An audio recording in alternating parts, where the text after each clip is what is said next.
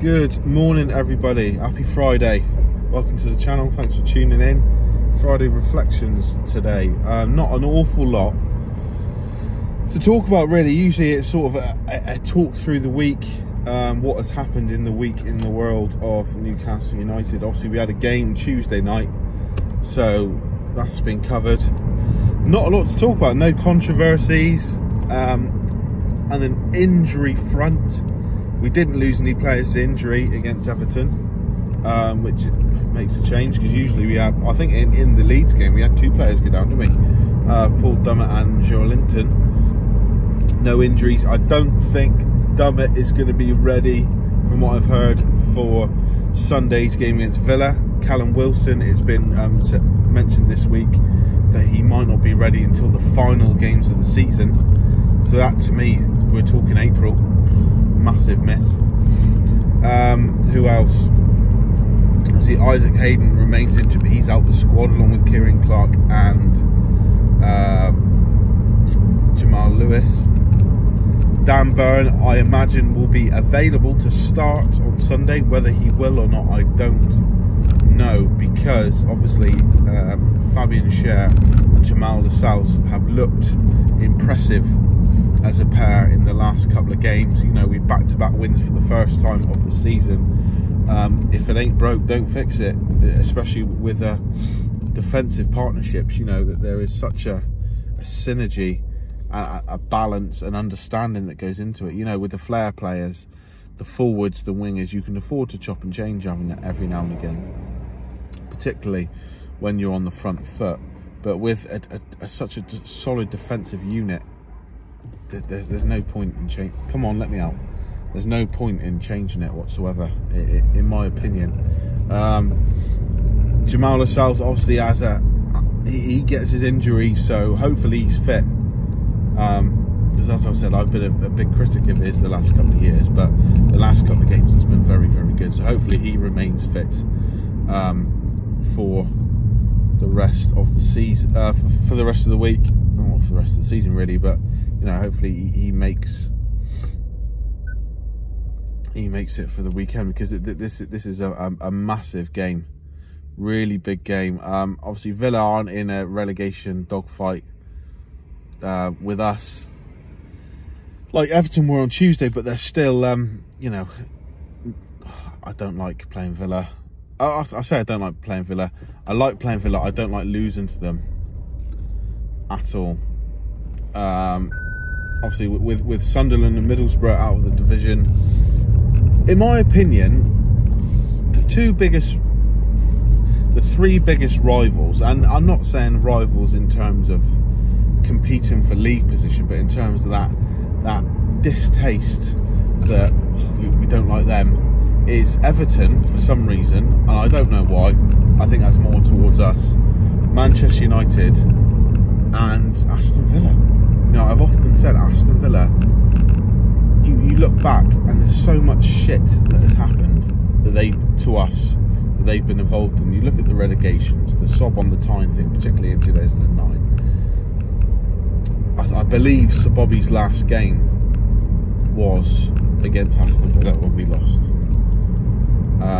You look at the 3-0, I say 3-0, was it 3-0 or 3-1? I can't remember. The Dyer Bowyer fight, obviously that's got nothing to do with Aston Villa, but it happened against them, you know.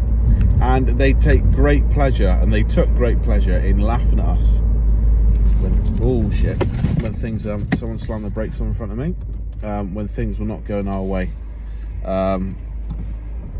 when, you know, we've had some bad fortune, some bad luck. A lot of it is we've made our own luck, to be fair, but that they've always laughed at us. So I look forward to playing them. Look forward to smashing them. Will we? I don't know. It's going to be a very tough game, because as we saw the other night, I mean, in MMA they talk about MMA maths. You know, it's so difficult to sort out who's the best, because, you know, I beat you, you beat him, he beats me, sort of thing, you know.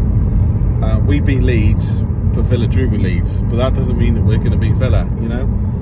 Felipe Coutinho, whatever his name is. Coutinho was sensational against Leeds. A great goal and then 2 assists. Very similar, although I would say in terms of dribbling, not as good as ASM the other night, but very similar performance. So we're going to have to watch out for him. We're really going to have to watch out for him. Danger men for Villa. Obviously Coutinho. Luca Dean down that left-hand side, obviously our target. Ollie Watkins. The guy, the Scottish fella in midfield, I can't remember his name, or the left-footed guy. I can't remember his name. He's a cracking... John McGinn, is it? Cracking player. It will be very, very interesting to see how we get on. Obviously, St James's Park will be bouncing. It was bouncing by all accounts the other night. The boys and girls there will be up for it in a big way. So that's Villa sort of spoken about.